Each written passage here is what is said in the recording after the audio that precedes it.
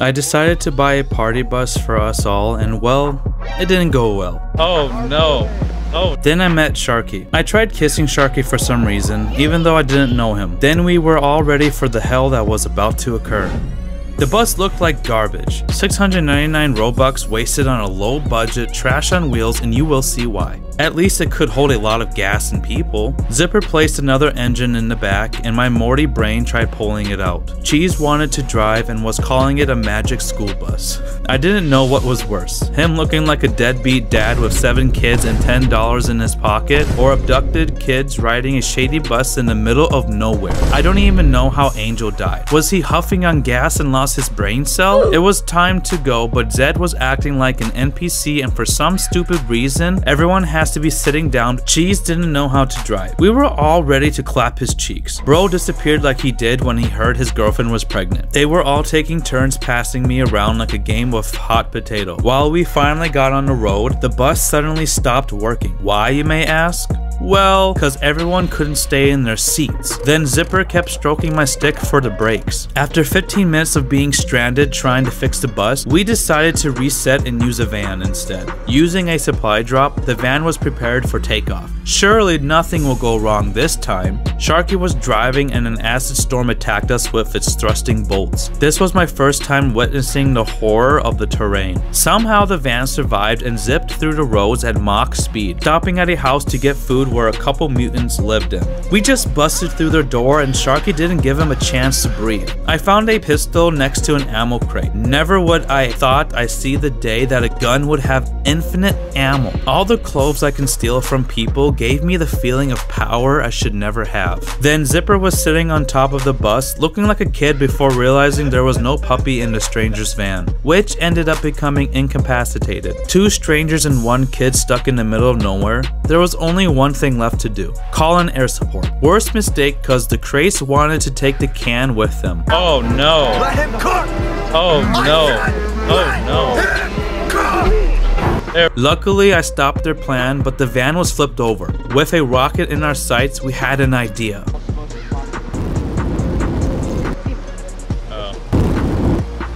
Oh boy. Hold on, no. Oh, that's gone.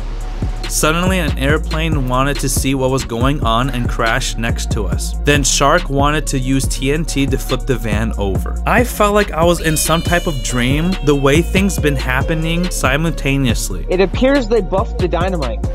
With no other options, we decided to walk across the river. Yeah, I didn't get far. We restarted to try again and I saw Zipper staring at me through the car door. I don't know how he died, but I wasn't going to waste this opportunity. After getting the car ready, the van turned into the Flash and we took off into the sunset. Before stopping at a garage where a daddy mutant wanted me as a bride. I wanted to buy the car radio to annoy Sharky, which ended up making us crash. Then I grabbed a fly swatter to punish the mutants. They didn't like that. To avoid the cops, we had to speed across the river to avoid them. Our cheeks were too big to be in a prison. There was a small wooden area, so I decided to check it out. It was pretty peaceful and was a nice breakaway from the chaos. Before leaving, I found Tyrone and decided to take him with us. Later that day, I found a rocket and decided to give Tyrone a proper send-off. I called air support first, which tried taking our van again. Luckily, I had the best grip in the game. I then went to adjust the rocket and accidentally activated a switch. So we ditched Tyrone and left. We finally reached the infamous tunnel and I was ready. Sharky asked me if I wanted to drive and I said yes. He told me that the tunnel will collapse and to not crash it. What? Of course I wasn't going to. I was the best driver there was. I turned on the best song there was and drove us into the tunnel. You ready? I was ready to see what was on the other side until I crashed the vehicle, Brace for impact. getting us stuck and allowing the debris to crush us to death. Yeah, I was not a good driver, but he offered me to drive. Anyways, he left and I decided to try the next map. Spoiler alert, it doesn't go well. Since Mercury was recording for his video, I called in air support. Then we went on our way just for me to accidentally kill him with my TNT. I did not expect him to walk close to it. so I revived him and pretended it wasn't me. Then I grabbed an axe and started chopping them up.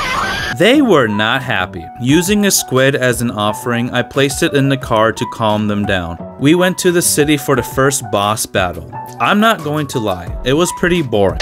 Barely any effort was put in the design of the first enemy. But Mercury suddenly said he was done recording. Like what? It was a pretty fast game, but do you know what wasn't a fast game? Building the biggest base in Geth, which took 11 hours to do. Unless you want to watch me break the game in SCP-3008 by using the mod menu, which you can find here. If you want to be in my next video, join my Discord for updates and be one of the first people to join me on Roblox.